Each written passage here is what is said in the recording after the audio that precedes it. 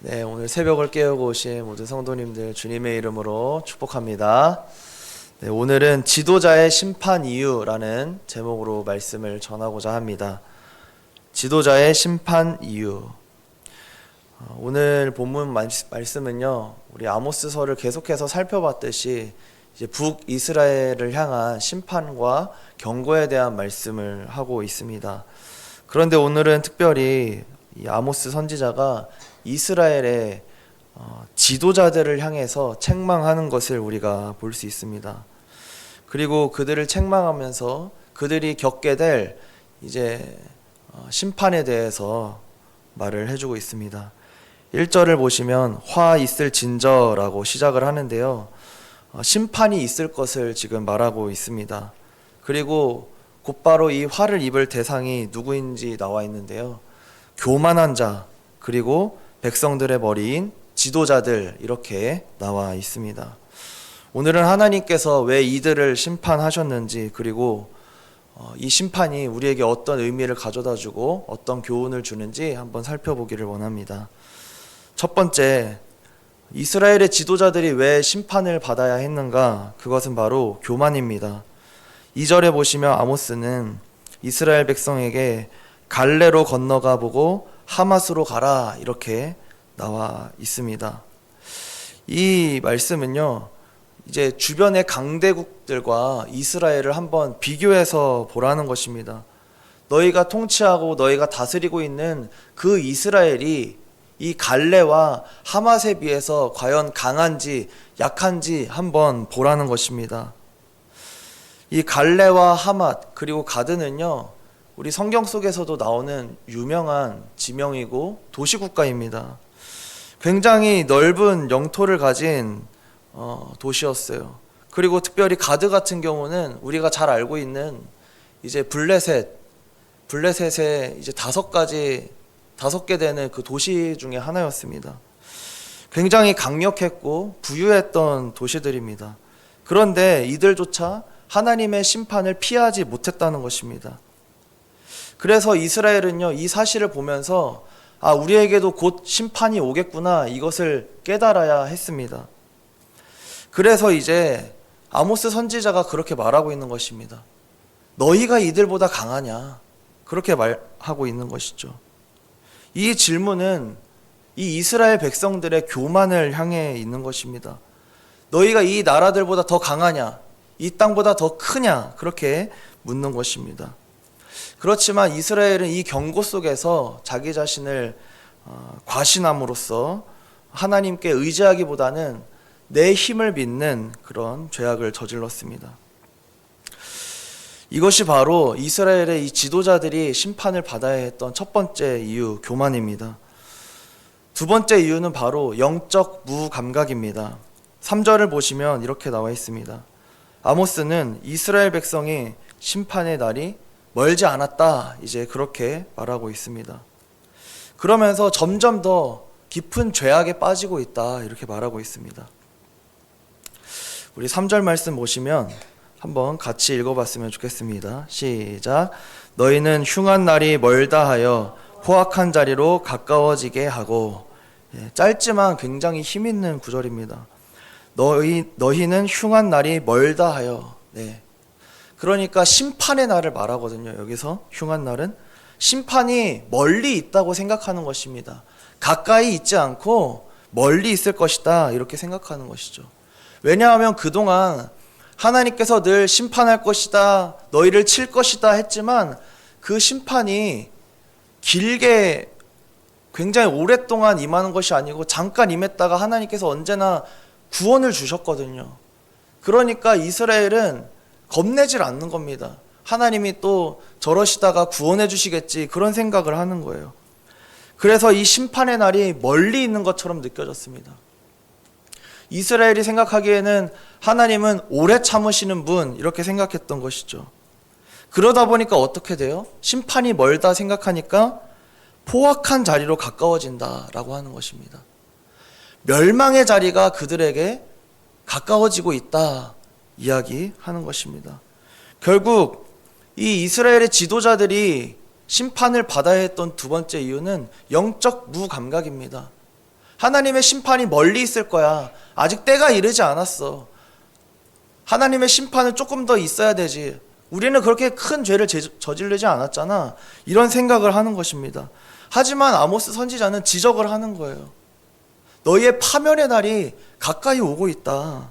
그렇게 말하는 것입니다. 오늘날 우리도 살아가면서 하나님은 사랑의 하나님이시고 우리에게 은혜를 선물로 거저 주신 분이시기 때문에 오래 참으실 것이다. 이런 생각이 혹시 마음 가운데 있는지 그런 생각을 하게 됩니다. 그렇지만 우리는 늘 깨어서 오늘 이렇게 새벽에 나와 기도하는 것처럼 영적인 감각이 깨어 있어야 할 줄로 믿습니다. 세 번째, 이 이스라엘의 지도자들이 왜 심판을 받아야 했는가? 그것은 바로 사치입니다. 4절부터 6절에 보시면 당시 이스라엘 지도자들의 이 사치스러운 삶을 굉장히 생생히 묘사를 하고 있습니다. 이제 교만의 죄와 영적 무감각의 죄는 2절과 3절 한 절씩 다루고 있는데요. 특별히 이 사치에 대한 죄는요 4절부터 6절까지 다루고 있습니다. 그러니까 굉장히 큰 죄인 거죠. 여기에 보시면 어떻게 시작을 하냐면 상하상에 누우며 이렇게 나와 있습니다. 상하상에 누웠다. 이거는 당시 북이스라엘이 경제적으로 굉장히 번영한 시기를 보냈다고 우리가 계속해서 살펴보고 있지 않습니까? 그것을 보여주는 반증입니다. 얼마나 잘 살았는가. 상아뼈로 침대를 만들어서 누울 정도로 굉장히 잘 살았다는 것입니다. 이 상아로 만든 물건들은 고대 근동에서 부의 상징이었다고 하는데요. 너무나 궁금한 거예요. 얼마나 비싸길래 부의 상징인가. 얼마 정도 할 것 같으세요, 권사님? 제가 어제 금 시세를 찾아보니까요. 왜 이렇게 많이 올랐나요? 1g에 12만 원입니다. 와. 저희 애가 돌반지 할 때는 한 7, 8만 원이었던 것 같아요. 금이 1g에 12만 원이고요. 은은 얼마인지 아십니까? 어제 시세로 제가 검색해 보니까 1,500원이었습니다. 차이가 엄청 많이 나죠. 그러면 상아는 얼마일까요? 상아 1g에. 상아를 그람으로 따지기는 좀 그렇지만 제가 찾아보니까 한 3,000원에서 4,000원 정도 하더라고요. 은보다는 조금 귀합니다. 그런데 더 대단한 건 이 상아뼈가 코끼리 한 마리에서 한 90에서 100kg 정도가 나온다고 합니다. 그 상아뼈의 무게가 엄청나죠. 이거를 이제 시세로 환산해 보니까 한 2억 7천에서 3억? 코끼리 한 마리 불법으로 밀렵해서 잡으면은 그렇게 팔 수가 있겠더라고요. 많으면 한 4억까지 가는 것입니다. 그러니까 이게 불법 밀렵꾼들이 코끼리 잡지 말라고 해도 잡고, 이제 상아뼈는 국제적으로 금지가 되어 있다고 합니다. 그래서 제가 불법 거래 가격이 얼마인지 찾아봤어요. 그러니까 정확한 가격은 아닐 수도 있죠. 아무튼 이 상아뼈가 오늘날에도 은보다는 조금 비싼데요. 이 옛날 시대 같은 경우는 코끼리 잡기 얼마나 힘들었을까요? 그 거대한 집보다 훨씬 큰 동물이지 않습니까? 그걸 잡는데 굉장히 힘들었을 텐데 그 상아뼈를 가지고 침대를 만들었다는 거예요. 저는 그게 또 이해가 되지 않는 거예요. 아니 상아뼈가 뭐가 좋다고 침상을 만드나. 찾아봤더니 이 상아뼈로 만들면 뭐 장수돌 침대도 아니고 이렇게 딱딱하지 않을까 이런 생각이 들었는데요. 그게 아니더라고요. 그게 아니고 침대 헤드 같은 데 있잖아요. 그리고 프레임 같은데 상아뼈로 조각을 해서 이렇게 넣는 형식이었습니다. 나무 틀을 짜고 그 사이사이에 이제 조각을 해서 껴 넣는 이런 거더라고요. 굉장히 호화스럽고 사치스럽고 딱 보면은 와 멋지다 이런 생각이 들 정도로 굉장한 그런 작품처럼 느껴졌습니다. 이것처럼 이 당시의 지도자들이 그런 화려하고 사치스러운 구하기도 힘든 그 상아뼈를 가지고 침상을 만들고 거기에 누웠다라는 것입니다. 일반 서민들이 보기엔 얼마나 사치스러웠을까요? 그리고 그게 다가 아닙니다. 침상에서 기지개를 켜고 이렇게 하고 있는데요. 이건요, 침상에서 솔직히 기지개 켤 시간 있으십니까? 저 같은 경우는 일어나자마자 막 씻고 이제 정신없이 나오는데요. 여유가 있는 것이죠. 한가로운 것입니다. 오후에 느지막이 일어나가지고 그냥 여유롭게 지내고 있는 거예요. 그리고 양떼에서 어린 양을 잡아먹고 풍족함을 나타냅니다. 대접으로 포도주를 마시는, 이렇게 나와 있는데요.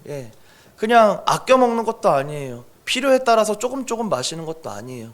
대접해서 마셨다는 것은 그냥 즐기기 위해서, 취하기 위해서 마셨다라는 것입니다. 지금 저희가 읽은 개역개정에서는 대접으로 포도주를 마시는, 이렇게 나와 있지만 새번역 성경 같은 경우 제가 찾아보니까 포도주를 퍼마시는, 이렇게 나와 있습니다. 더 부정적인 표현을 사용하고 있어요. 그러니까 종합적으로 살펴보면요, 사치스럽고 또 여유로우면서 만족스러우면서 부족함이 없는 모습을 보여줍니다. 그런데 이 여유롭고 만족스럽고 부족함이 없는 것, 이게 죄인가요? 죄 아니죠. 그렇게 살아도 됩니다. 그런데 여기서 중요한 문제는 뭐냐면 자기 만족과 쾌락에만 몰두했다라는 것입니다. 바로 이어서 나오는 6절 말씀을 보시면 요셉의 환난에 대해서 나옵니다. 우리 6절 말씀 한번 다 같이 읽어봤으면 좋겠습니다. 시작. 대접으로 포도주를 마시며 귀한 기름을 몸에 바르면서 요셉의 환난에 대하여는 근심하지 아니하는 자로다. 여기 보시면 왜 뜬금없이 요셉이 나오냐 이렇게 생각하실 수도 있는데요. 요셉의 그 아들, 두 아들 에브라임과 므낫세 지파 있지 않습니까? 거기가 북이스라엘을 대표하는 지파였기 때문에 북이스라엘을 표현하는 방법 중에 하나입니다. 그러니까 요셉의 환난이라는 것은 백성들의 환난이라는 거예요. 백성들의 환난에 대하여 근심하지 않고 있는 것입니다. 그런데 여기서 묘한 대조가 있거든요. 그게 뭐냐면 귀한 기름을 몸에 바르면서 이렇게 나옵니다. 그러니까 귀한 기름을 몸에 발라요. 우리로 따지면은 뭐 로션을 바르고 오일을 바르고 스킨을 바르고 이렇게 하고 있는 거죠. 근데 그냥 그런 로션이 아니고 굉장히 뭐 명품이거나 좋은, 쉽게 구하기 힘든 그런 걸 바른 걸로 생각하시면 좋을 것 같아요. 그런데 내 몸에는 그렇게 바르고 있는데 요셉의 환난에 대하여서는 근심하지 않는다, 이렇게 나와 있습니다. 여기서 제가 환난이라는 단어를, 히브리어 원어를 찾아보니까요, 상처라는 단어더라고요. 상처라는 단어였습니다.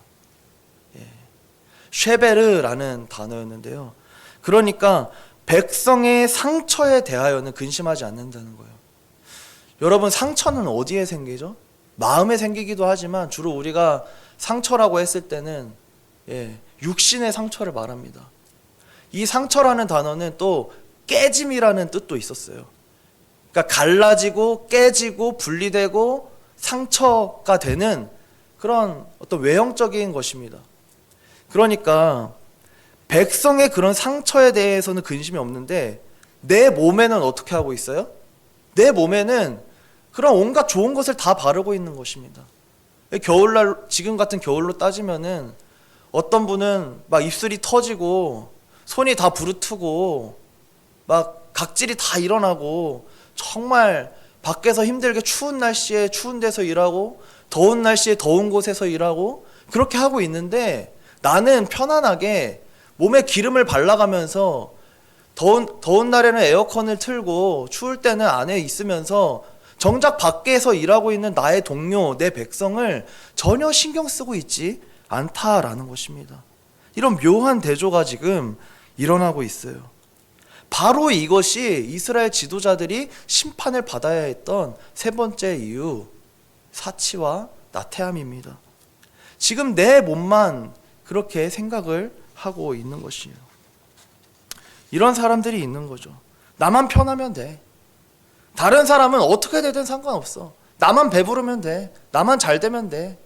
나만 문제없이 살아가면 돼. 너가 어떻게 되든 상관없어. 너가 망하든 너가 굶든 나는 전혀 상관없어.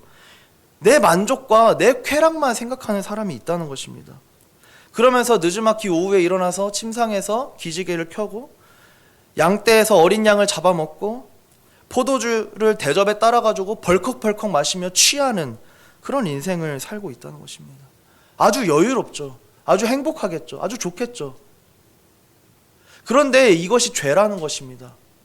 언제 죄예요? 요셉의 환난을 돌아보지 않을 때 죄가 된다는 것입니다.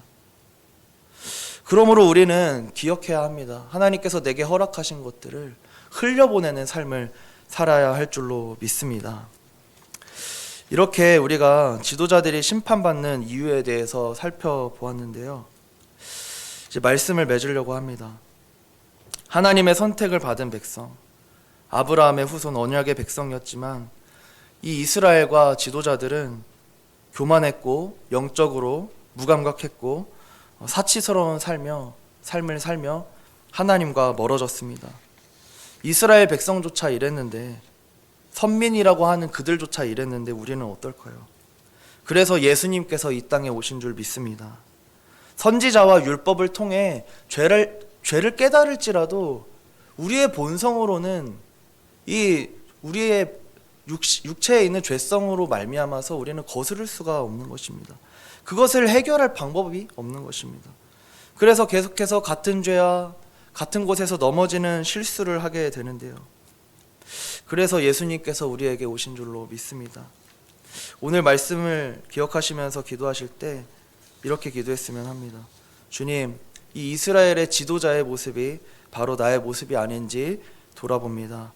교만에서 벗어나게 하여 주시옵시고 영적 무감각에서 벗어나게 하여 주시옵소서. 오늘 새벽의 자리를 지킨 것처럼 늘 깨어있는 자가 되게 하여 주시옵시고 늘 깨어서 자녀를 위해 기도하고 우리 가정을 위해서 기도하는 영적인 사람 되게 하여 주시옵소서. 이렇게 기도하는 우리가 되기를 소망합니다. 기도하겠습니다. 사랑이 많으신 아버지 하나님, 감사합니다. 이스라엘 지도자들의 모습을 보면서 그들의 타락을 보면서 혹시 나도 교만하지 않았는지, 영적으로 무뎌지지는 않았는지, 나만 풍족하면 된다고 생각하지 않았는지 회개하며 주님 나아갑니다. 늘 깨어있는 자가 되게 하여 주시옵시고 영적으로 분별하는 자가 되게 하여 주시옵시고 흘려보내는 자가 되게 하여 주시옵소서. 이런 나를 위해 예수 그리스도를 보내주신 하나님의 사랑을 기억하면서 은혜로 살아가는 오늘 하루가 되게 하여 주시옵소서. 감사드리며 예수님의 이름으로 기도드립니다. 아멘.